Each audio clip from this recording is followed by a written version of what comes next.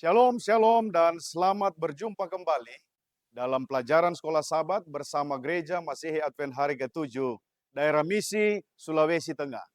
Dan pada saat ini kita telah memasuki triwulan yang kedua di tahun 2025, dan judul besar pada triwulan yang kedua ini adalah simbol, gambaran, dan kiasan cara mempelajari nubuatan Alkitab. Sebelum kita akan masuk dalam pelajaran ini, mari kita tunduk kepala dan berdoa.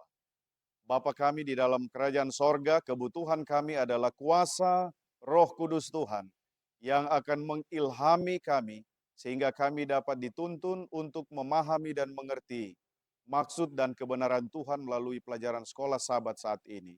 Berfirmanlah ya Tuhan bagi kami semua, karena kami umat-umat-Mu telah siap mendengar. Di dalam nama Yesus Kristus kami telah berdoa dan mengucap syukur. Amin. Kita masuk kepada pelajaran yang pertama di triwulan yang kedua ini dengan judul bagaimana kita memahami prinsip dari nubuatan. Ayat tema, mari kita baca di dalam Yeremia pasal 9 ayatnya yang ke-24. Tetapi siapa yang mau bermegah, baiklah bermegah karena yang berikut. Bahwa ia memahami dan mengenal aku. Bahwa akulah Tuhan yang menunjukkan kasih setia, keadilan, dan kebenaran di bumi. Sungguh semuanya itu kusukai, demikianlah firman Tuhan. Saudaraku yang diberkati oleh Tuhan, kita akan memahami, kita akan mengerti, dan kita akan mengenal Kristus tentunya ketika kita mengetahui beberapa prinsip dari nubuatan Alkitab. Saudaraku, yang pertama, bahwa kita ketika membaca Alkitab atau membaca nubuatan, firman Tuhan katakan, hendaklah ia mengerti. Apa maksudnya ini? Di dalam Injil Matius pasalnya yang ke-24, ayatnya yang ke-15, kemudian Wahyu pasal 1 ayat 3, kemudian Matius pasal 11 ayat 29, dan Yeremia 9 ayat 23 dan 24, di sana mengacu kepada kata hendaklah ia mengerti. Apa arti mengerti? Artinya kita harus memahami dengan baik dan benar apa maksud dari kata firman Tuhan yang kita baca. Saudaraku, tanpa berserah diri kepada Tuhan, ketika kita membaca firman-Nya kemudian tidak berserah diri kepada Tuhan, maka dikatakan di sana kita tidak dapat memahami dan tidak akan mengerti maksud dari kehendak Tuhan melalui firman-Nya. Tanpa hati yang terbuka untuk mempelajari kebenaran firman Tuhan, maka mereka yang membaca Alkitab dikatakan tidak dapat mengenal dengan jelas apa yang dimaksud dengan kehendak Allah bagi mereka. Nah, dengan kata lain, sikap yang benar ketika kita membaca dan mempelajari firman Tuhan, maka kita harus benar-benar menyerahkan hati dan pikiran kita terutama kepada Tuhan. Tentunya melalui tuntunan kuasa Roh Kudus. Selanjutnya, Tuhan Allah kita ingin dipahami, ingin dimengerti oleh umat-umatnya atau kita sebagai ciptaannya. Di dalam Mazmur pasal 139, ayatnya yang pertama sampai ke-6, Mazmur 147, ayatnya yang ke-5, kemudian Roma pasal 11, ayatnya yang ke-33, di sana dikatakan bahwa ada kebenaran yang harus kita pahami dengan jelas dan dengan nyata. Nah, dikatakan bahwa kita tidak akan pernah sepenuhnya memahami pikiran Tuhan atau memahami apa yang Tuhan inginkan dalam kehidupan kita ketika kita tidak terfokus kepada Tuhan ketika sedang membaca dan mempelajari nubuatan-nubuatan Alkitab yang Tuhan firmankan. Jadi memang benar bahwa kita harus benar-benar fokus kepada Tuhan. Kadangkala kita sedang membaca Alkitab tapi hati dan pikiran kita sedang berada di luar sana, memikirkan hal-hal duniawi sehingga kita tidak bisa mengetahui dengan jelas maksud dari ayat-ayat firman Tuhan yang kita sedang baca. Salah satu tujuan utama nubuatan adalah untuk mengilustrasikan rencana besar Allah. Jadi kalau kita membaca nubuatan dan Alkitab, maka di situ kita akan pahami, oh ini maksud dan tujuan Tuhan. Oh ini gambaran, ini kiasan yang Tuhan inginkan supaya saya dan saudara hidupkan di dalam kebenaran firman. Dan kemudian nubuatan Alkitab pada puncaknya, ya, dikatakan harus menuntun umat-umatnya kepada Kristus. Jadi tujuan utama bagaimana nubuatan Alkitab akhirnya akan menuntun saya dan saudara menuju kepada Kristus. Oleh karena hanya Kristuslah jalan keselamatan dan sumber kehidupan kekal saya dan saudara. Kemudian dikatakan selanjutnya ada Nabi Daniel. Dan di dalam Daniel pasal 12 ayat 4, di sana kita lihat bahwa ketika nubuatan atau kebenaran firman Tuhan yang diberikan kepada Daniel, kemudian Daniel dikatakan sembunyikanlah itu. Apa maksud kata sembunyikanlah firman itu? Dalam Daniel pasal 12 ayatnya yang keempat dikatakan di sana bahwa pengetahuan akan dipertambahkan. Ada dua konteks atau dua arti pengetahuan akan dipertambahkan. Yang pertama, pengetahuan secara rohani akan dipertambahkan.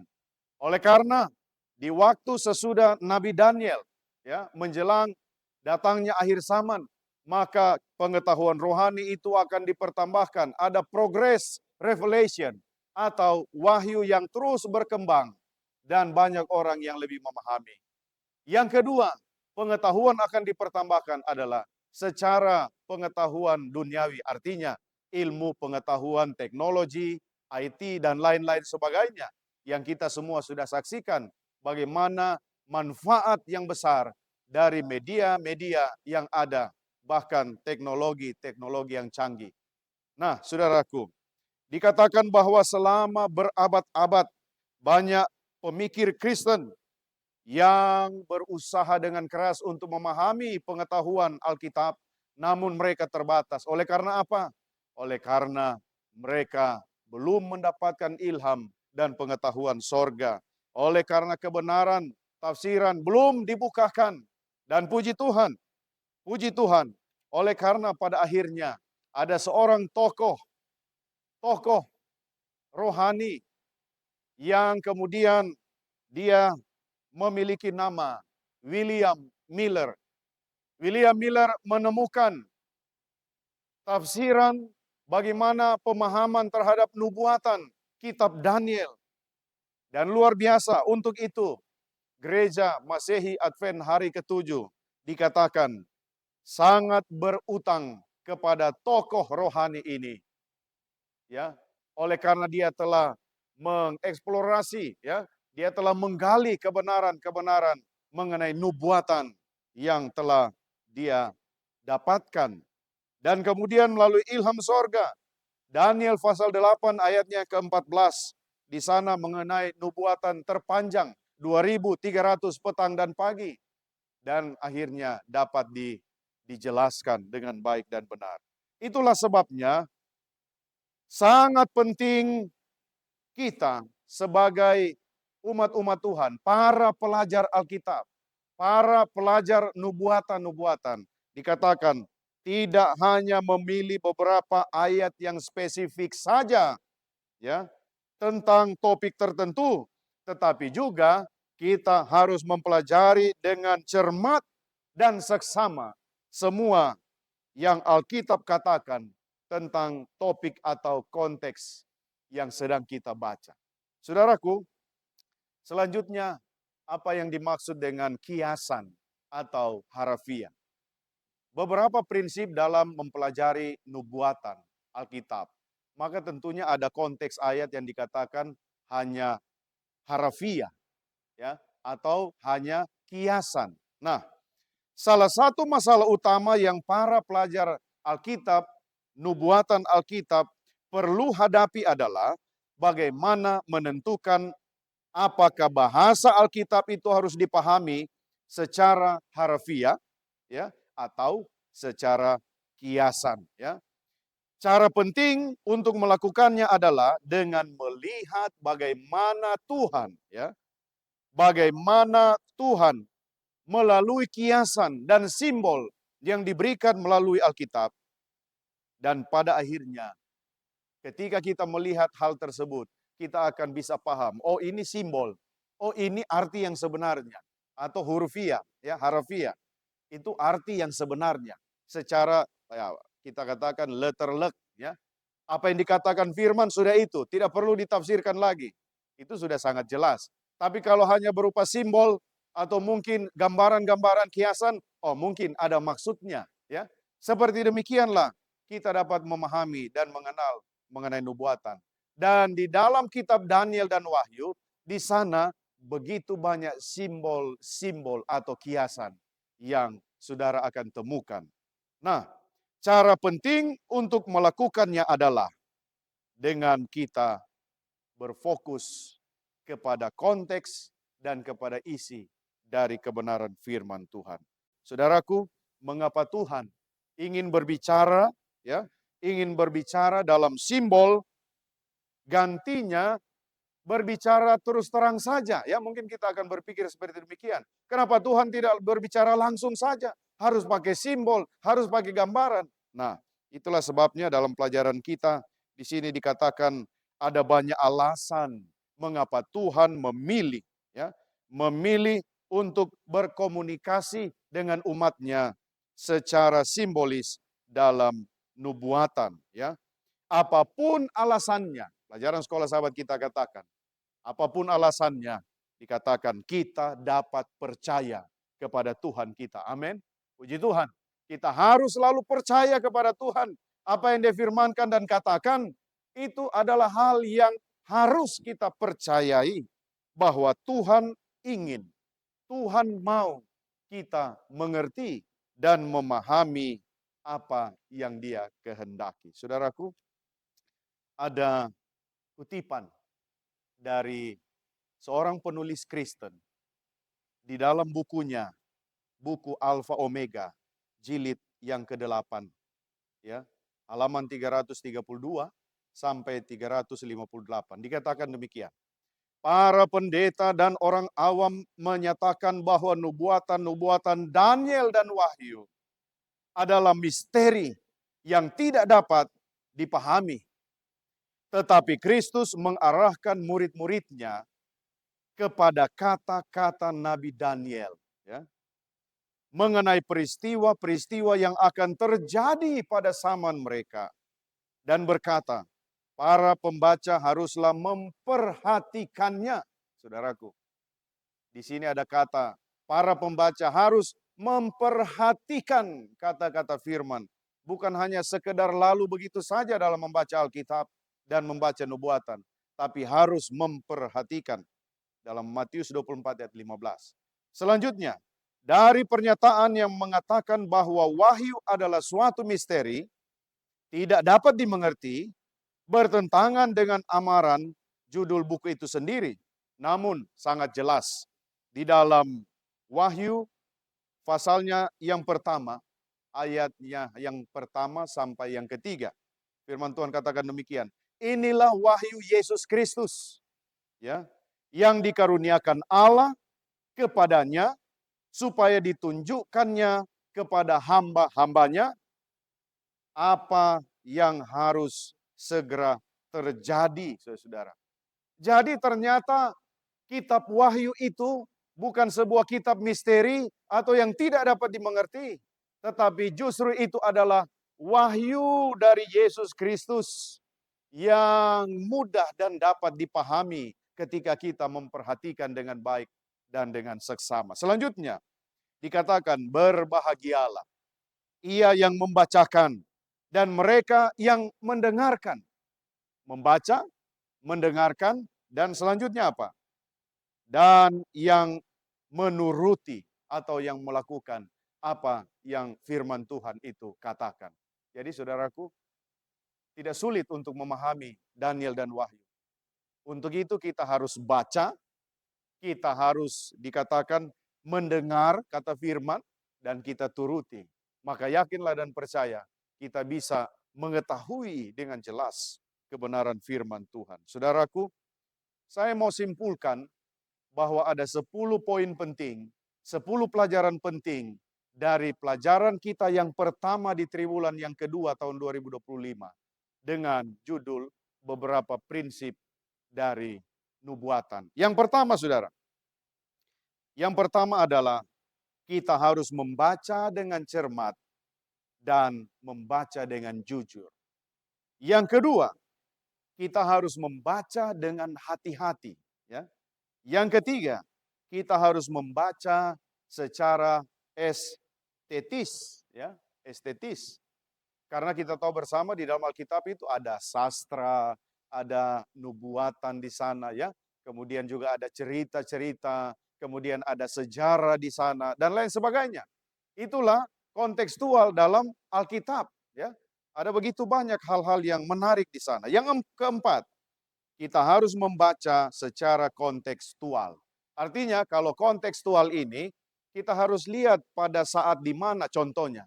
Ketika Yesus berfirman, ketika Yesus mengajar, dalam konteks apa? Oh, Yesus sedang mengajar ya kepada murid-muridnya. Oh, Yesus sedang memberikan khotbah kepada 5.000 orang. Oh, Yesus sedang mengajar kepada murid-murid yang lain dan lain sebagainya. Kita tidak bisa samaratakan. Itulah yang dimaksud dengan kontekstual. Pada saat, di mana, kapan, dan lain sebagainya. Ketika Yesus menyampaikan firman. Dalam konteks sejarah contohnya. Ya, dan peristiwa-peristiwa mengenai peperangan dan lain-lain sebagainya. Disitulah kita bisa pahami mengenai sebuah konteks. Sehingga kita tidak bisa samaratakan apa yang Tuhan firmankan yang satu dan yang lain dan lain-lain sebagainya.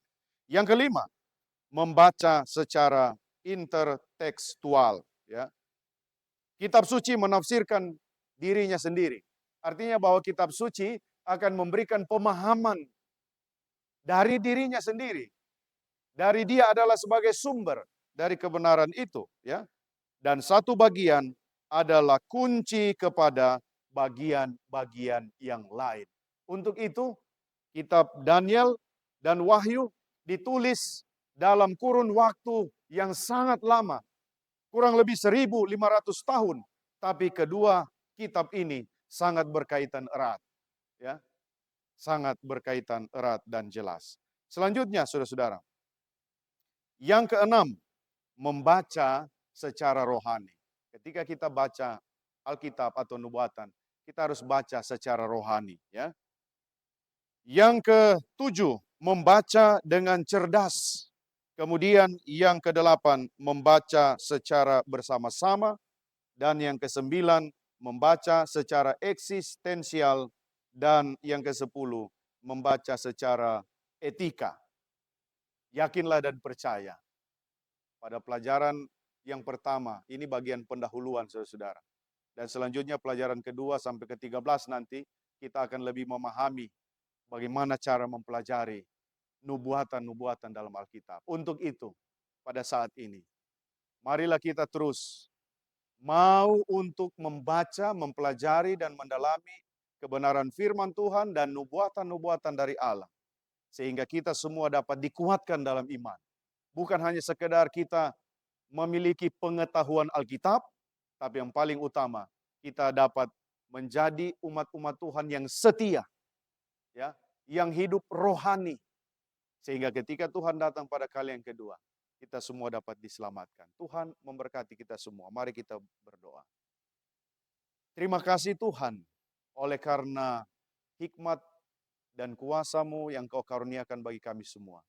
Sehingga kami semua boleh mempelajari firman-Mu, dan oleh tuntunan kuasa-Mu kami boleh mengerti dan memahami. Terpujilah nama-Mu Bapa. Inilah doa kami. Di dalam nama Yesus Kristus, Tuhan dan Juru Selamat kami telah berdoa dan mengucap syukur. Amin.